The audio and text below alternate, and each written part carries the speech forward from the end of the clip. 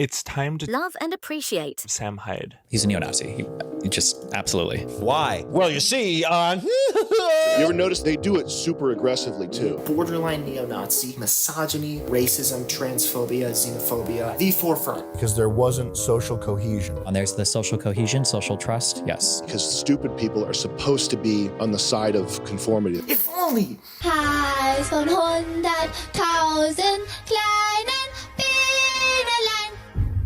And again, we're back to the idea of people as a collection of economic units, that reality is just math. And thus the justification for a lot of Marxism is also what leads Silicon Valley libertarian type people to attempt to quantify the unquantifiable. America was a melting pot of so many different people and so many different types of people. If I were to look up, say, the Manhattan Project, how many of the physicists, how many of the engineers, how many of the big contributors to that project were German Americans? How many of these people were immigrants? You can talk about like kebabs and Taco Bells, but what about atomic bombs, right? How sad is it? How much talent did Germany expel from itself because of racism? You guys in chat are typing like, oh, well, they were all white. Like that's evidence of the United States and how successful our racial... That's what those people do, though. I think so. Well, there's like an entertainment element to it where whenever you hear something counterintuitive, things that are counterintuitive, you need to have generally your antennae extra alert. You got to have your head on a swivel when you hear something that's counterintuitive, because pieces of information that are counterintuitive, they have like a sexiness to them. You can really trick somebody. Parroting that by stuff saying is fun. By saying some, like if you've got two circles, right? And one's obviously smaller, and I'm like, look at these two circles. Which one's bigger? I know he's going to want to say the one in his left hand, but something's telling me the right one's going to have more diameter. This circle has over 300% more diameter. I knew it. Than Right this hand. circle. That type of shit works all day. And you know, and I just leave and I go, the circle, which circle's bigger? Yeah. This one. Guys are like, yeah. Do you hear about the circles? Yeah. The little one's bigger. Yeah. That's how that works on the whole audience. House building long. is like that. Mm-hmm. Like there's a lot of things like that. Like house real estate. Mm-hmm. I hear there's a lot of Asians moving it. So I don't know. Mm-hmm. Say anything. Wood, they can't make fiberboard. They can't make enough wood. You're not going to have cabinets in this house. All the steel from the nails, Mexico, tariffs, nails are going to $5 a piece. Mm-hmm. When I'm using the term Nazi here, I feel like these are like neo-Nazi type views. I'm not trying to say Nazi equals bad or just because it's Nazi it's bad or whatever. I'm just trying to like accurately express the views. I mean, I can understand why it would sound dismissive. They have the highest in-group loyalty and they have a high enough IQ to disguise that. It's exhausting how much I've heard all these talking points. In-group loyalty is something that's often said about Jewish people. While they're trying to undermine the white race, they're also very loyal to their own group of people. The idea of this being like a planned approach to redesigning society is a far jump from, even if some people do marry in-group more, it's just... Sam Hyde does a good enough job like kind of dressing it up into just kind of like economically populist messaging. So it sounds good. The antinatalism and the anti-child thing, it is pushed by the fact that that regular white people embrace it so wholeheartedly. It's embarrassing. It is a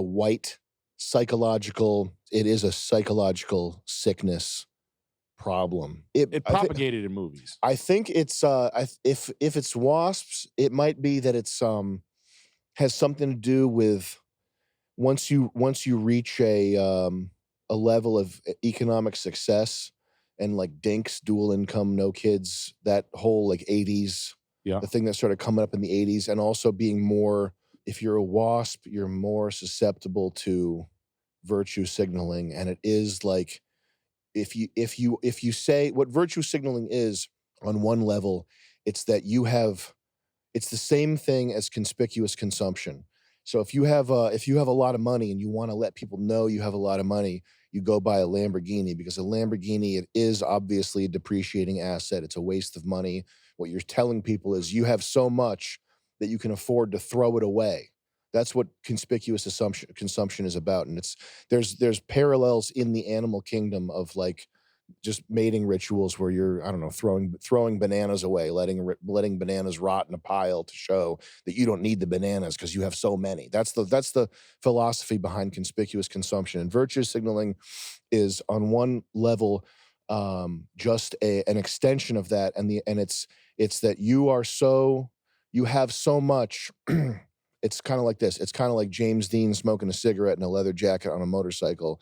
I have so much vitality and so much youth and so much energy that I can afford to live dangerously. I can afford to throw it away by smoking cigarettes. I can afford to throw it away by riding a motorcycle without a helmet. That's the way I live. I live like 3 lives. Yeah, exactly. That's another thing. And so then virtue signaling is like, it's the ultimate because I'm so rich and so secure in my position and I'm so high above the rabble and the riffraff, and I'm so not a hillbilly that not only can I afford, forget a Rolls Royce, forget a Lamborghini, forget the cigarettes and the motorcycle, I can afford to throw my culture away. I can afford to throw away my genetic, everything, basically everything that my ancestors worked for over 20,000 years of genetic differentiation. And be G.G. Allin? I can afford to, like it doesn't matter to me that we're bringing in replacement levels of people that are genetically not like me. That doesn't matter to me because I'm so secure in my position. I have so much that I can throw it all away. That's another level psychologically of what's happening with virtue signaling. Like in my neighborhood, I have like a couple of, hey, bud, get real. Kamala's going to take the White House. Mm-hmm. It's kind of like an educational Libby New Englander that's just holier than thou. Yeah. Living on a teacher's pension.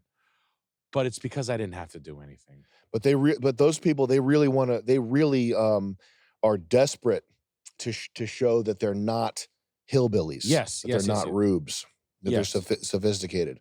And I think that the kid hate could also have to do with virtue signaling, where it's like, I'm so secure in my position and I have so much to give away.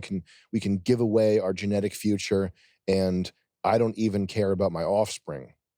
The thing about kids is it's like they're the purest connection that we have to like divinity, basically.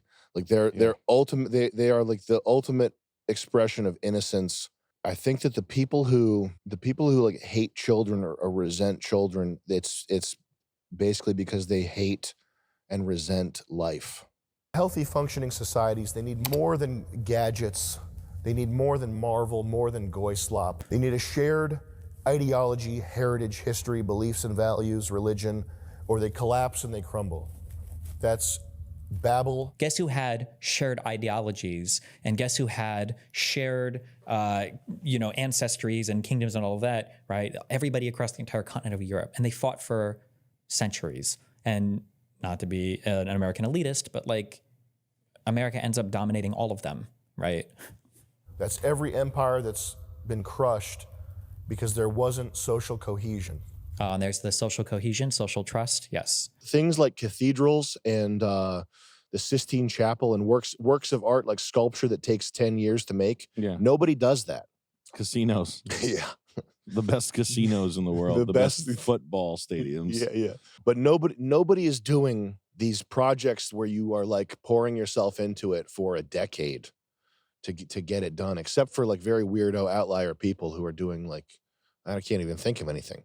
Everything that's fucked up is a symptom of the money being fucked up. It really is this core civilizational thing, and fucking with stuff at that base layer, like fucking with language, fucking with gender, like fucking with biology, stuff that's like really deep.